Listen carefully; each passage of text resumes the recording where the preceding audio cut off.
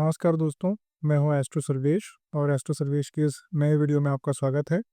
Video शुरू करने से पहले दोस्तों मेरी एक रिक्वेस्ट रहेगी कि कृपया करके इस चैनल को सब्सक्राइब कीजिए, क्योंकि मैं डेली बेसिस पे एस्ट्रोलॉजी, न्यूमरोलॉजी और वास्तु और बाकी अकल्ट से रिलेटेड बहुत सारे टॉपिक्स लेके आता रहता हूं आपके जानकारी के लिए। चलिए आज के वीडियो में हम ये देखेंगे कि 5 ऐसे वास्तु टिप्स जो आप अपने घर में इम्प्लीमेंट कर सकते हैं, ताकि आपके घर का और घर के सभी सदस्यों का ओवरऑल जो लक फैक्टर है वो इम्प्रूव हो जाए। ठीक है। तो दोस्तों आप सब लोग जानते हैं कि आपके घर की एनर्जी आपके लाइफ के हर एस्पेक्ट को डायरेक्टली इन्फ्लुएंस करती है।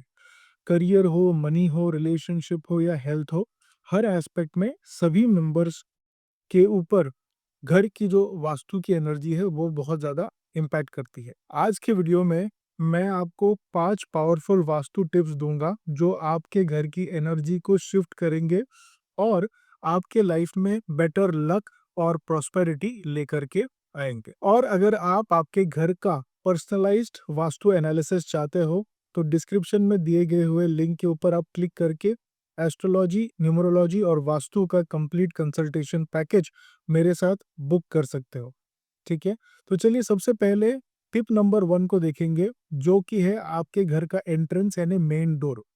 वास्तु के हिसाब से घर का जो मेन डोर है वो आपकी लाइफ का गेटवे होता है। आपके घर का 70% 70% एनर्जी वहां से ही एंटर करता है, और इसलिए आपको मेन डोर में कभी भी क्लटर नहीं रखना है, मेन डोर को कभी भी गंदा नहीं रखना है। बहुत लोगों का आप देखोगे कि वो लोग अपने मेन डोर के ऊपर क्लीनिंग करते ही नहीं है, पूरा धूल लगी होती है, जो जाली होती है सेफ्टी डोर की उसके ऊपर धूल लगी होती है। ऐसा कभी भी नहीं करना चाहिए। ये श्योर शॉर्ट तरीका है नेगेटिव एनर्जी को अपने घर में इनवाइट करने का। इसीलिए 100% आपको ध्यान रखना है कि आपके मेन डोर के ऊपर कोई भी गंदगी ना हो, धूल ना हो, और आप उसको बहुत अच्छी तरीके से क्लीन रखें। उसके साथ साथ मेन डोर को बाजू में लग के ही यानी टच होके भी आपको अपने चप्पल का स्टैंड, फुटवेयर का स्टैंड नहीं रखना है, या किसी भी तरीके की टूटी हुई चीज़ों को नहीं रखना है।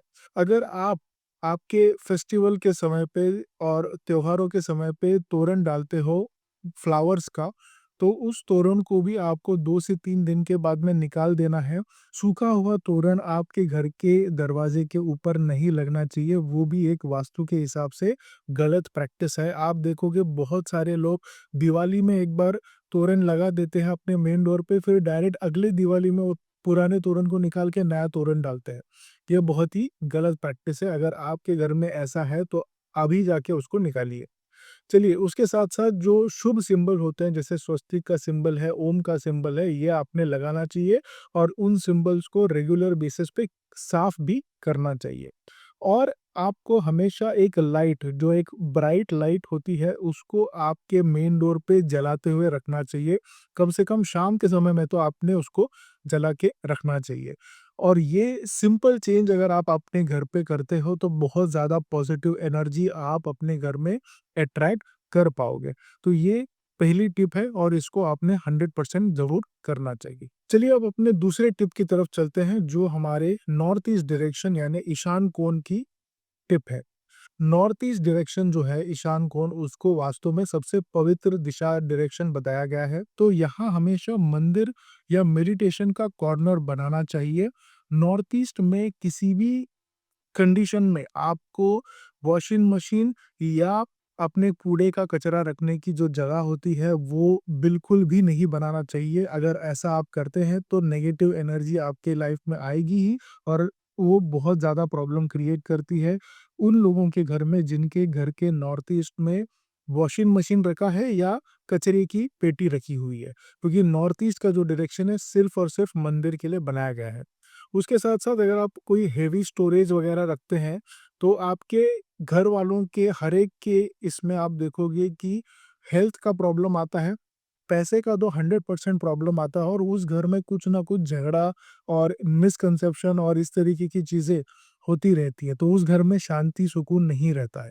तो अगर आपके नॉर्थ ईस्ट डायरेक्शन में आपके घर में ऐसा कुछ है, तो सबसे पहले उसको क्लीन कीजिए अगर आपका मंदिर कहीं और बना है, अगर आप मंदिर को शिफ्ट नहीं कर सकते तो कम से कम नॉर्थ ईस्ट डायरेक्शन को क्लीन करके उस डायरेक्शन को आप एम्प्टी छोड़ दीजिए या भगवान की एक फ़ोटो रख दीजिए। लेकिन बाकी जो चीज़ें मैंने बताई वो सब चीज़ें वहाँ से हटा दीजिए। ये बहुत बड़ी टिप मैं आपको बता रहा हूँ और ये टिप जो है मैं आपको बता रहा हूँ बहुत ज़्यादा कारगर होगी आपके लिए, तो ये डेफ़िनेटली कीजिए। टिप नंबर 3 ये है कि साउथ वेस्ट डायरेक्शन स्टेबिलिटी और कंट्रोल का डायरेक्शन होता है। अगर आप मास्टर हो उस घर के, यानी घर के आप मुखिया हो, ओनर हो उस घर के, तो आपका जो बेडरूम है वो साउथ वेस्ट डायरेक्शन में ही होना चाहिए। इससे क्या होता है, इससे आपकी फाइनेंशियल और इमोशनल स्टेबिलिटी बहुत अच्छे तरीके से आती है। अगर गलती से यहाँ पे आपने गेस्ट रूम बना दिया या किसी और का रूम बना दिया, तो डिसीजन मेकिंग में आप वीक हो जाओगे, आपके घर वाले आपको लीडर नहीं समझेंगे और आपकी बात नहीं मानेंगे। ठीक है? और बेड हमेशा जो होता है वो सॉलिड वॉल के अगेंस्ट होना चाहिए और आपका जो सर है वो साउथ या वेस्ट की तरफ होना चाहिए। इसका मतलब क्या कि आपका जो घर है उसके दीवार को लग करके आपका बेड होना चाहिए और जो डायरेक्शन में आप सोते हो उस डायरेक्शन में साउथ की तरफ या वेस्ट की तरफ आपको अपना सिर को रखना है। ठीक है? तो ये सिर्फ टिप उन लोगों के लिए है जो घर के मुखिया हैं या जो घर के ओनर हैं उनके लिए। किचन को वास्तु में अग्नि का स्थान बताया गया है क्योंकि अग्नि का सबसे ज़्यादा वहाँ पे उपयोग होता है। अब बेस्ट प्लेसमेंट जो है किचन के लिए वो होती है साउथ ईस्ट की डायरेक्शन और सेकंड बेस्ट जो डायरेक्शन होती है किचन के लिए वो होता है नॉर्थ वेस्ट का डायरेक्शन। कभी भी नॉर्थ ईस्ट में आपको किचन नहीं बनाना चाहिए, नहीं तो फाइनेंशियल लॉसेस होते हैं। एक तरीके से आप अपनी फाइनेंशियल लाइफ और फैमिली लाइफ के ऊपर आग लगा रहे हो। इस तरीके की सिचुएशन बन जाती है और हेल्थ इश्यूज तो 100% आता ही है अगर किचन आपका नॉर्थ ईस्ट में है। क्योंकि मैंने टिप नंबर 1 में जैसे बताया नॉर्थ ईस्ट ये भगवान की दिशा होती है जहाँ पे सिर्फ और सिर्फ मंदिर बनना चाहिए। ठीक है? और कुकिंग आपको हमेशा ईस्ट डायरेक्शन फेस करके करना चाहिए। इससे पॉजिटिव एनर्जी और प्रॉस्पेरिटी आप अट्रैक्ट करते हो अपने घर में और घर के सभी मेंबर्स में। तो हमेशा याद रखिए किचन आपको रखना है साउथ ईस्ट डायरेक्शन में और सेकंड बेस्ट अगर साउथ ईस्ट नहीं अवेलेबल है तो सेकंड बेस्ट आप नॉर्थ वेस्ट में भी रख सकते। चलिए अब चलते हैं हमारे पांचवें वास्तु के टिप के ऊपर जो है मिरर और मिरर को यूज करके आप अपने वेल्थ को कैसे एनहांस कर सकते हैं। देखिए मिरर जो होता है वो वास्तु में डबल एज सोर्ड होता है, यानी कि अगर आप उसको सही जगह पे प्लेसमेंट करेंगे तो बहुत अच्छा रिजल्ट देता है, गलत जगह पे प्लेसमेंट करेंगे तो बहुत नेगेटिव रिजल्ट वो देता है। अब वेल्थ का जो कॉर्नर होता है वो नॉर्थ डायरेक्शन यूजुअली होता है और वेल्थ में अगर आप मिरर को रखते हो तो वो उसको एम्पलीफाई करता है। उसमें और एक टिप जो है वो ये है कि मिरर के सामने अगर आप एक मनी प्लांट रखते हो, एक वाटर बॉटल ले करके उस वाटर बॉटल में ग्लास की बॉटल में एक आप मनी प्लांट डाल के रखते हो क्योंकि मनी प्लांट नॉर्मली पानी में सर्वाइव कर लेता है, उसको मिट्टी की ज़्यादा ज़रूरत नहीं पड़ती है और उस मनी प्लांट को आप उस मिरर के सामने रख देते हो, तो ये बहुत ही स्ट्रॉन्ग सिंबल होता है कि मनी प्लांट को आप एम्प्लीफाई कर रहे हो क्योंकि उसकी रिफ्लेक्शन मिरर पे गिरती है और मिरर को वो एम्प्लीफाई करता है, ठीक है? और इसको अगर आप नॉर्थ डायरेक्शन में रखते हो, तो आपकी वेल्थ का जो अट्रैक्शन है आपके फैमिली में बहुत ज़्यादा बढ़ जाता है। अब ये सिंबॉलिकली आपके वेल्थ को मल्टीप्लाई करने की कोशिश करता है एज़ पर वास्तु। लेकिन बेडरूम में बेड के सामने आपको किसी भी कंडीशन में मिरर को अवॉइड करना है। इससे जो लोग उस बेड पे सोते हैं, अगर फैमिली में जो लोग भी वहाँ पे हैं, हस्बैंड वाइफ है, जो भी है, उनके बीच में बहुत ज़्यादा झगड़ा होने के चांसेस होते हैं। आपने सुना होगा कि जब भी आप सोते हो तो आपकी रिफ्लेक्शन मिरर पे नहीं गिरनी चाहिए, या आपने बचपन से सुना होगा, तो उसका कॉन्सेप्ट यही वास्तु से रिलेटेड है कि उसका जो नेगेटिव अट्रैक्शन है वो होता है और झगड़े कॉन्फ्लिक्ट बहुत ज़्यादा होते हैं।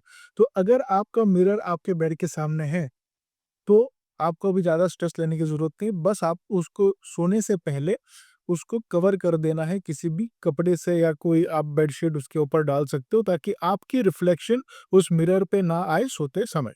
ठीक है? तो ये 5 स्टेप अगर आप अपने जीवन में इम्प्लीमेंट करते हो आपके घर में, तो मुझे गारंटी है कि आपके लाइफ में बहुत ज़्यादा पॉजिटिविटी आएगी और ग्रोथ आएगी। थोड़ा-सा आपको समय लगेगा ये सारी चीज़ों को इम्प्लीमेंट करके उनका रिज़ल्ट लेने में, लेकिन डेफ़िनेटली आप इसमें रिज़ल्ट देख पाओगे अगर आप सारी चीज़ें सही तरीके से सही डायरेक्शन में इम्प्लीमेंट कर पाए तो दोस्तों ये थे 5 टिप्स जो आपके घर की एनर्जी को इंस्टेंटली अपलिफ्ट करेंगे और आपके लाइफ में बेटर लक और प्रॉस्पेरिटी लेके आएंगे। इनमें से सबसे ज़्यादा पहले कौन-सा टिप अप्लाई आप कर सकते हो, वो मुझे कमेंट सेक्शन में ज़रूर लिखकर मुझे बताइए।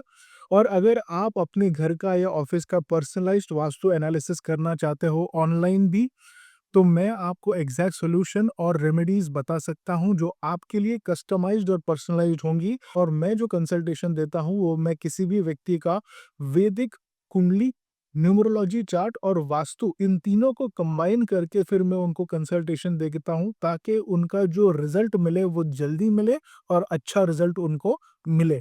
तो अगर आप ऐसे पर्सनल कंसल्टेशन लेना चाहते हैं मुझसे, तो लिंक आपको डिस्क्रिप्शन बॉक्स में मिल जाएगा मेरी कंसल्टेशन की बुकिंग के लिए। ज़रूर जाके उस पे बुक कीजिए और अपना कंसल्टेशन लीजिए। ठीक है? तो चलिए दोस्तों, इस वीडियो को देखने के लिए धन्यवाद। अगर आपने मेरे चैनल को सब्सक्राइब नहीं किया है तो ज़रूर सब्सक्राइब कीजिए। इस वीडियो को लाइक कीजिए और अपने फ्रेंड्स और फैमिली में शेयर कीजिए, ताकि वो भी इस वीडियो का बेनिफिट ले पाए। चलिए दोस्तों, मैं हूँ एस्ट्रो सर्वेश, मिलता हूँ आपसे